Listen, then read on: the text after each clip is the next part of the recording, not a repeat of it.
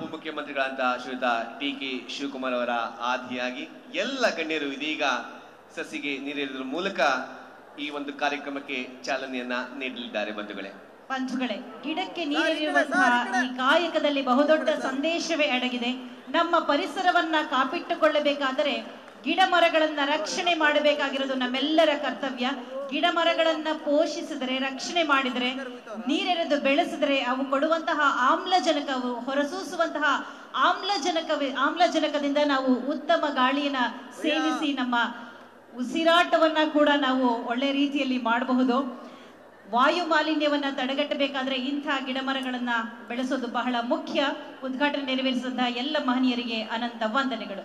ಇದೀಗ ಆರಂಭದಲ್ಲಿ ನಮ್ಮನ್ನ ಉದ್ದೇಶಿಸಿ ಮಾತನಾಡಿದ್ದಾರೆ ಗಾಂಧಿನಗರ ವಿಧಾನಸಭಾ ಕ್ಷೇತ್ರದ ಮಾನ್ಯ ಶಾಸಕರು ಹಾಗೂ ಕರ್ನಾಟಕ ಸರ್ಕಾರದ ಮಾನ್ಯ ಆರೋಗ್ಯ ಮತ್ತು ಕುಟುಂಬ ಕಲ್ಯಾಣ ಇಲಾಖಾ ಸಚಿವರು ಶ್ರೀಯುತ ದಿನೇಶ್ ಗುಂಡೂರಾವ್ ಅವರು ಚಪ್ಪಾಳೆ ಮೂಲಕ ಸ್ವಾಗತಿಸೋಣ.